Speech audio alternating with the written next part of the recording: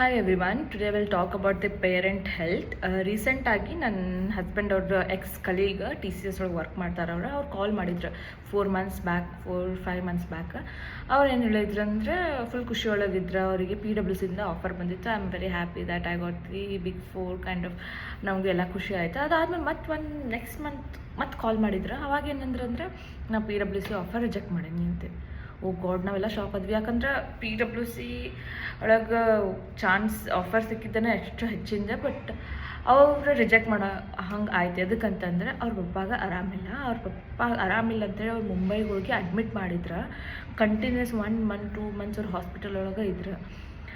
ಅವ್ರದ್ದು 3 months notice period ಮುಗಿದ PWC join ಆಗೋಕೆ ಒಂದು 10 days 20 days ಇತ್ತು. ಅದು PWC ಅವ್ರು ಅರ್ಲಿ ಜಾಯ್ನಿಂಗ್ ಕೊಡಬಾರಾಗಿದ್ರೆ TCS ದವ್ರು ಅರ್ಲಿ ರಿಲೀಸು ಕೊಡತ್ತಿರಲಿಲ್ಲ. ಸೊ ಆ ಟೈಮ್ನಾಗ ಆ 20 or 10 days ಏನಿರ್ತೈತಿಲ್ಲ, ಆ ಟೈಮ್ದಾಗ ನಮ್ಗೆ ಇನ್ಶೂರೆನ್ಸ್ ಸಿಗೋದಿಲ್ಲ. ಆ ಖರ್ಚು ಹಾಸ್ಪಿಟಲ್ ಖರ್ಚು ನಡೀತಿರ್ತೈತಿ ಡೈಲಿ. ಎಷ್ಟಂತಂದ್ರೆ ಒಂದಿನಕ್ಕೆ 1 ಲಕ್ಷ ಗಟ್ಟಲೆ ಬರ್ತಿರ್ತೈತಿ. ಅದೆಲ್ಲ ಟ್ರೀಟ್ಮೆಂಟ್ ಆಗ್ಬೇಕಂತಂದ್ರೆ ಅಷ್ಟು ಅಫೋರ್ಡ್ ಮಾಡೋಕ್ಕಾಗಲ್ಲ ಬೇಸಿಕಲಿ. ಸೊ ಅವರ PWCಯಿಂದ ಆಫರ್ ರಿಜೆಕ್ಟ್ ಮಾಡಿದ್ರೆ TCS ಒಳಗೆ ಕಂಟಿನ್ಯೂ ಮಾಡಿದ್ರೆ.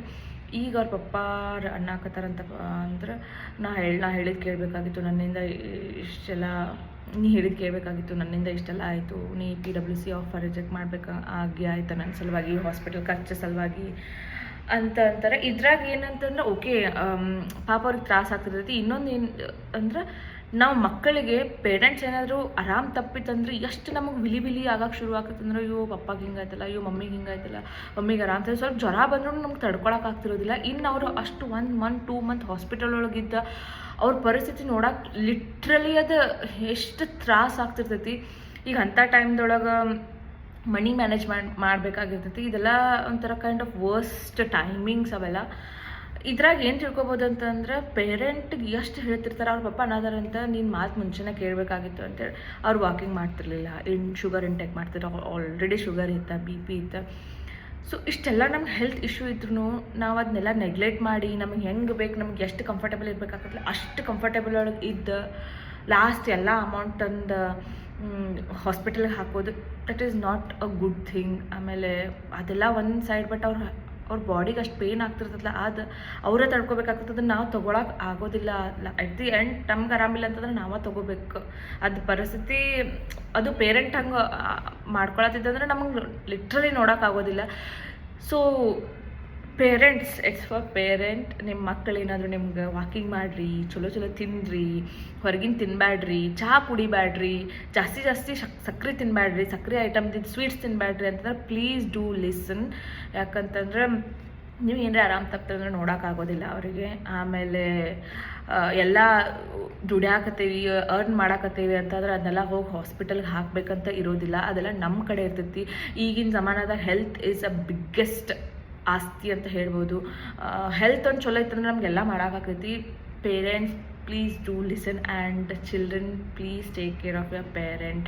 ಅವ್ರ ದಿನ ನ್ಯೂಟ್ರಿಷನ್ ಫುಡ್ ತೊಗೊಳತ್ತಾರಲ್ಲ ನೋಡ್ರಿ. ಕಾಳು ನೆನೆ, ಡ್ರೈ ಫ್ರೂಟ್ಸ್ ತಿನ್ನೋಕ್ಕಾಗ್ಲಿದ್ರೆ ಅಟ್ಲೀಸ್ಟ್ ಕಾಳು ಇರ್ತಾವೆ ಮನ್ಯಾಗ, ಕಾಳು ನೆನೆ ಹಾಕಿ ತಿನ್ನಕ್ಕೆ ಹಚ್ಚಿರಿ. ಆಮೇಲೆ ಜಾಸ್ತಿ ಜೋಳದ ರೊಟ್ಟಿನ ತಿನ್ನಕ್ಕೆ ಹಚ್ಚಿರಿ. ಯಾಕಂದ್ರೆ ಅದು ಚಲೋ, ಶುಗರ್ ಇದ್ರೂ BP ಇದ್ರೂ.